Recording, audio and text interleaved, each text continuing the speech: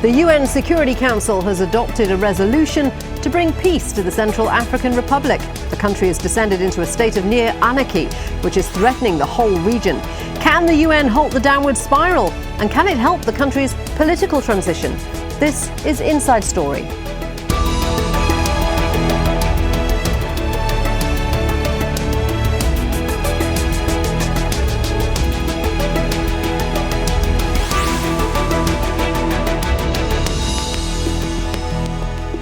Hello there, warm welcome to the programme. I'm Shuli Ghosh. The UN is deeply concerned about the poor security situation in the Central African Republic and the widespread human rights abuses in the country. Seleka rebels overthrew the president, Francois Bozize, and took power earlier this year. Since then, analysts say the CAR has descended into lawlessness and is in danger of becoming a failed state. Now the Security Council has taken the first steps towards establishing a peacekeeping force in the country. Its resolution promises support for a new African Union force to be deployed in the CAR. It raises the option of transforming the AU force into a UN peacekeeping operation if necessary. And it urges free and fair elections to be held within 18 months. So let's take a look at how the crisis developed. The country has been plagued by violence since it gained independence from France in 1960. Between 1996 and 2003, there were at least 5 battles to seize the capital, Bangui. But the most recent round of violence resumed last December, when a rebel coalition called the Seleka launched a number of attacks. A peace deal was eventually reached, but the rebels accused President Francois Bozize of failing to honour it. In March, the rebels overthrew him, forcing him from power. And 5 months later, rebel leader Michel Djotodia was sworn in as president. Now, his government has promised to restore order and pave the way for elections. But Seleka fighters are accused of rampant violence, murder, rape and looting, leaving the country in a state of near chaos. Well, let's introduce our guests today. In Paris, Thierry Verculen. He's the Central Africa Project Director at the International Crisis Group. And joining us from Washington, D.C. is Nii Akwete. He's an independent Africa politics specialist and also the former executive director for Africa Action. Gentlemen, welcome to the programme. Nii, if I can start with you. The whole crisis in the CAR has been called the forgotten crisis, hasn't it? Why has it taken so long for the UN to act? That is a very good question.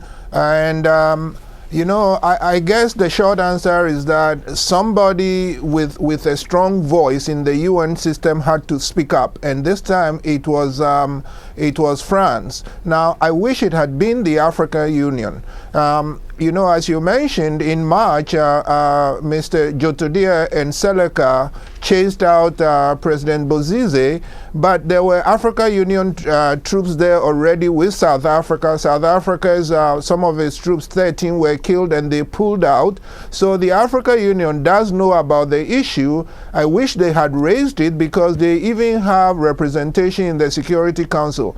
Be that as it may, I think it's better late than never, and I hope that the resolution is carried out properly. It's not a perfect solution, but the situation is so bad that this step is, in my view, is a step in the right direction. So this new resolution is going to beef up the AU force and potentially turn it into a UN peacekeeping force. So is that the right way to go? I believe so. Again, I might say I would have preferred that the African Union had done it on its own. But given that it has not been able to, and in all of this, I think the bottom line, the most important thing to keep in mind is the welfare of ordinary citizens in the CAR. And they are suffering from all the wars since Mr. Djotodia took over. The African Union troops there, for whatever reason, have not been able to establish order. So if it takes the UN to come in and help stabilize the situation and then move on to democratic solutions, yes, I am for that. Thierry, what do you think? Because it is pretty clear that the security situation in the CAR is absolutely dire, and that must be the first priority, to restore security. Yes, definitely. Without restoring security, nothing can be done in Central African Republic, and certainly not actually to have a successful transitional period. But when it comes to the UN resolution, I would say that we must not go too fast. What is written in the UN resolution is that actually the African peacekeeping mission on the ground, MICOPAX, must become AU-led mission, because it is a mission at this stage led by the ECAS. And the Secretary General is tasked with actually studying the possible option to turn the AU-led mission into a UN mission. But so we still have, you see, there are basically, Thierry, we're talking about two transformations. Of course, but it isn't one of the problems. I mean, a lot of people are actually quite sceptical that the AU-led mission can make a difference on the ground in the CAR, because it is such a big region. There are so many remote areas. How can they possibly bring this situation under control? Well, it's very clear that no AU or UN mission will ever be able to cover the whole territory of Central African Republic. I think the objective will actually only be to restore security in Bangui, the capital, and the main cities in this country. But of course, there will be never enough troops to restore security in the whole country.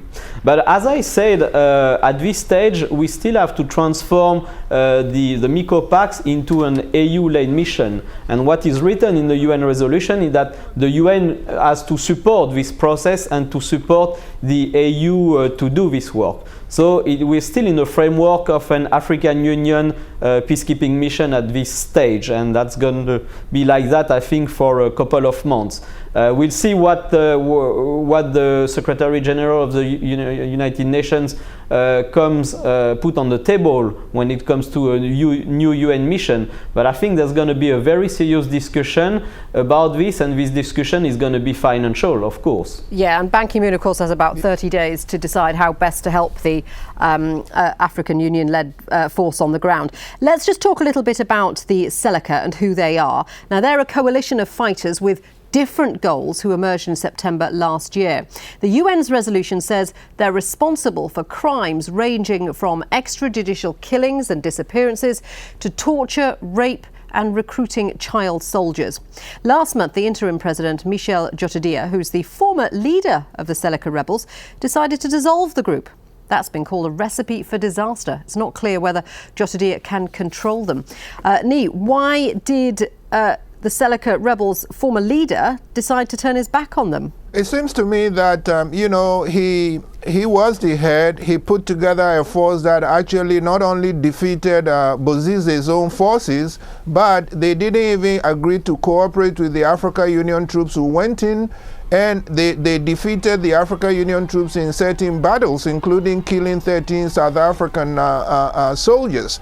So he put together an effective fighting force and took power. Then, from every indication, it looks like there was a dispute inside Seleka over the spoils of war, so to speak, and therefore Djotodia fell out with them. So I'm sure that it's a faction of those who backed him who are not happy with the rewards he has or has not given them, how he shared the spoils, and then I mean, this is a problem, isn't it? Seleka means alliance. There isn't just one group. There's lots of different groups, and they all want different things. Exactly. So actually, I mean, I agree with my co-panelists. You need security. There won't be enough troops, though, to have soldiers all over the country to secure the place. So it will come down to, once you have sufficient security, to have good faith negotiations, which I suspect are going to be very hard. And so to me, it makes me wonder if 18 months is enough for good elections. But you really have to bring in the rest of Seleka. You have to bring in President Djotodia's people and former President Bozize. I am sure that there are remnants and pockets who support him. He's in exile. He has to be brought in too, because security is important, but you cannot secure it with enough soldiers. So you have to have negotiations and meet the demands of all these varied groups. Thierry, this seems an utterly mad decision by Djotodia to try and dissolve the Seleka fighters, because potentially you're unleashing, what, 25,000 armed fighters on the country? I mean, it could lead to even more chaos and violence. Yes, definitely. I think we can say that the Seleka, the alliance in Sango, is now gone. It's finished. and Michel Djotodia is actually trying to, from the start basically it was only a loose coalition of militiamen, and now Michel Djotodia is trying to distance himself from them because first he's fully aware of the abuses that they have committed, and secondly he cannot control them. So he's trying, if he wants to have a political future in Central African Republic, he has to distance himself from the Seleka fighters, who are now accused both by the population and the international community. Yeah, indeed. Well, let's just look at that in more detail. Human Rights Watch relates some disturbing eyewitness accounts of the violence in the capital Bangui earlier this year. One researcher describes several tragedies. A man who watched as his wife and infant were murdered in front of him, a resident who watched his neighbour shot down, parents who were forced to the floor at gunpoint while their daughter was raped by a Seleka fighter. Nee, sorry, I interrupted you there, but it's difficult to underestimate the level of fear and violence that is happening in this country. Absolutely, and this is where I wanted to jump in on the back of the point that Thierry made. I actually think that I hope there will be a lot of wise insights in how to bring real security to ordinary people. It seems to me that if President Djotodia thinks that because there are abuses, he has to push away his alliance, remove himself from Seleka, you know, I'm no expert on every aspect, but to me, I am worried about that, because it means that all these different small groups of former Seleka people will be on their own. They can do whatever they want. You know, one person, one man with a Kalashnikov can terrorize a whole village. I will actually argue to take the other approach, that he has to talk to them and bring them in. You can't control all of them, but the more of them you can bring in to talk. And of course, then we will get to always the difficult issue is, do you forgive terrible crimes in order to make sure that people will stop committing them?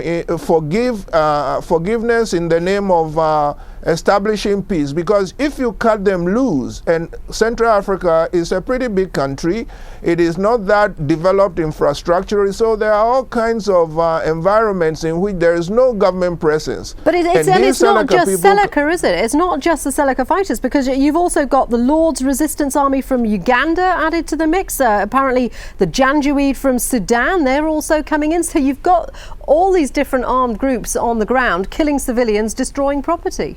That is true, and in fact, being in Washington, you know, I'm always looking at what role the United States may or may not have. I have been a critic of the Obama administration's policy of going after Joseph Kony, which I think could have been handled better, but you will know that they are supposed to have gone into Central African Republic too, and there were Ugandan troops involved who said they had killed an ally of Joseph Kony. So surely you are absolutely right. It's a whole lot of groups of militias with guns, and my point is, if the political leadership in Bangui says, okay, because of human rights abuses, we will walk away from them, we won't have anything to do with them, my fear is they will be killing ordinary Central Africans in little pockets and areas that will not make the news. So I think might be a better strategy to bring in as many groups as possible.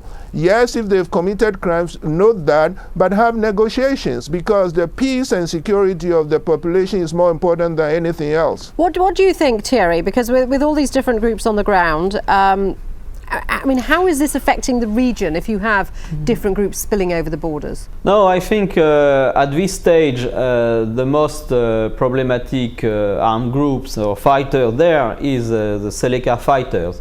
And the effort must concentrate actually to rein in the Seleka fighters.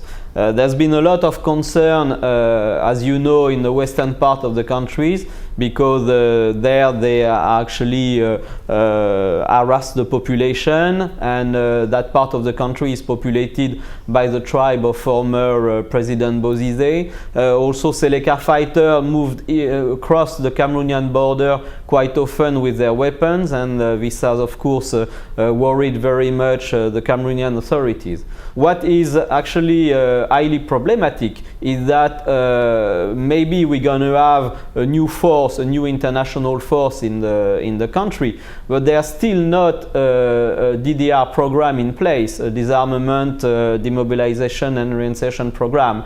And this is actually a key element if we want to absorb the Seleka fighters and the other militiamen and try to do something with them. Okay, well, can I ask you one question? Because key elements must be in place. France in particular is worried that the whole area is becoming a breeding ground for what it calls Islamist terrorists. Do you agree with that perspective from France? Well, no, I would say that it's what may be the point is that if Central Africa is turning into a new grey area, and that can happen very fast, actually elements from, for instance, Boko Haram can try to settle into the country. It's actually a scenario that can happen very fast. Well, this is what the French Foreign Minister Laurent Fabius says. He says France was determined not to forget its former colony, but he warned it risked becoming a new Somalia. Last month, he told EU and UN officials the CAR has become a lawless state, and in a lawless state, the exactions increase. And without any action, it can become the refuge of all terrorists. Fabius is saying that armed groups from Mali, Libya, Boko Haram from Nigeria may also have moved into the area. Do you agree with that assessment? Oh, yes, I do. And I will add one more group, which I think may be even more relevant. The ADF, which is a rebel group from Uganda that settled into parts of the Congo. They actually have Islamic links. I mean, their leadership is Islamic, and they have worried Uganda. And, you know, in the fighting with the M23 in Eastern Congo, they have also come up. So I do agree with the French official, the minister, that yes, there is a potential for all these, for terrorist groups to move into the area. And therefore, I think, in fact, other countries need to join France and the African Union in taking this seriously and looking not just at the Central African Republic. Of course, it is the eye of the storm, but as was mentioned, you know, it's worrying Cameroon. I am saying it's worrying Congo and Uganda. So yes, I agree that it's a very dangerous situation that must be dealt with quickly. My fear is that big powers like France and the UN, the minute that the issues are off the front pages of the news, they may turn their attention away, and I think that would be a very dangerous short-sightedness. Thierry, do you think France will turn away? I mean, it does have troops on the ground in CAR already, hasn't it? It's got about 450 troops. Do you think it could boost that number, send more troops in? Well, I think it could and it should definitely contribute to restoring security in Bangui. And actually, I think that if there are more African peacekeepers coming into the country, the French military will also play a support role for those African peacekeepers. But I want to come back to the UN resolution, because there are very important elements in that UN resolution, and it's about actually the transition. I think it's been very important that the UN said that the head of the country is the Prime Minister and not Michel Djotodia, and it's stated clearly in the resolution, and that the transition period is supposed to last 18 months. And the resolution even mentioned when it starts. It says the transition period starts from 18 August. And this is very important because, of course, there's a lot of worries about the fact that the transition period may be extended by the people, the leadership in Bangui. Well, what do you think, Thierry? Do you think 18 months is enough? Because they're talking about free and fair elections. As you say, the transitional period is already underway. Yeah. Are we going to see free and fair elections?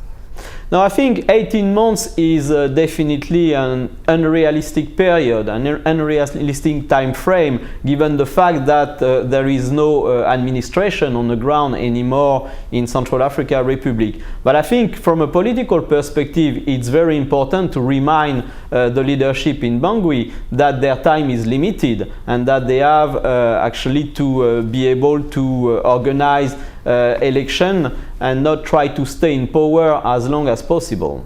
What do you think? But definitely that time frame is too short and will be extended. Yeah, Nee, do you agree with that? The time frame is unrealistic? I think so, and you know, I think what may be on the mind of the UN is what just happened in Mali.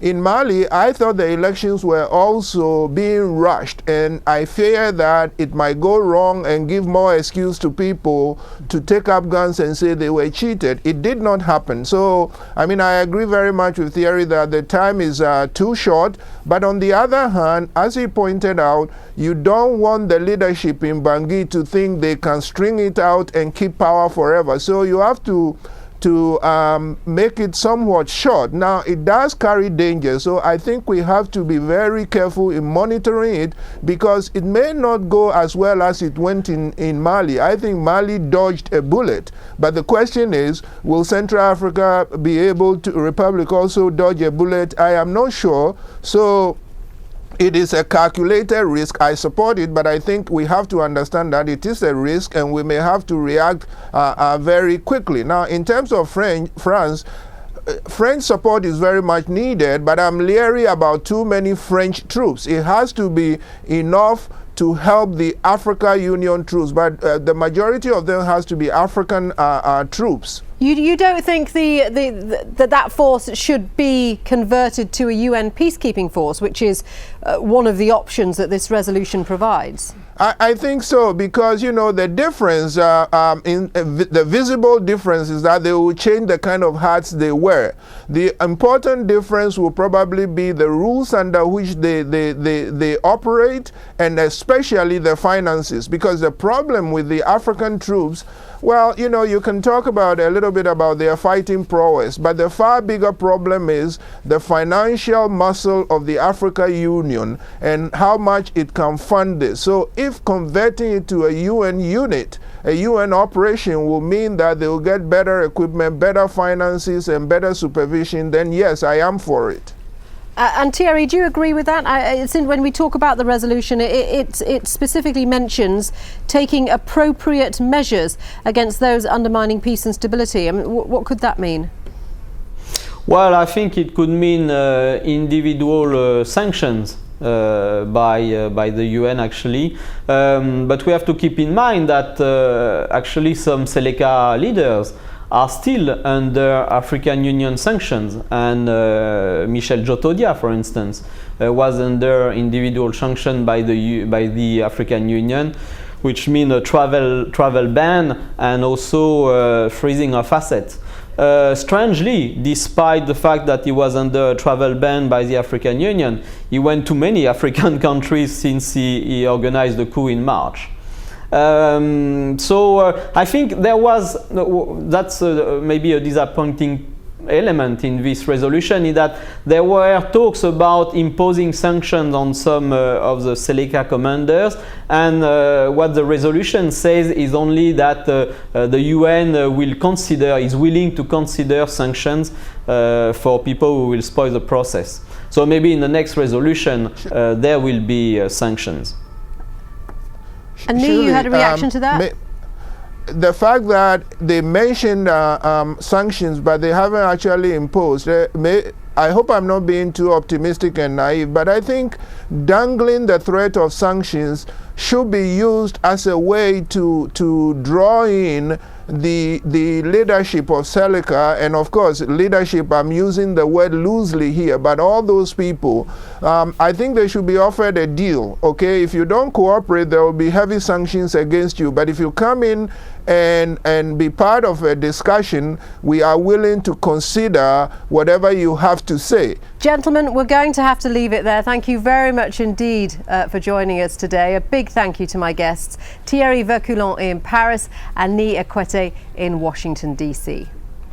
And thank you for watching. That's it for this edition of Inside Story. You can post your comments about the show on our Facebook page. The address facebook.com/AJ Inside Story. Until next time, from me, Shuli Ghosh. Bye for now.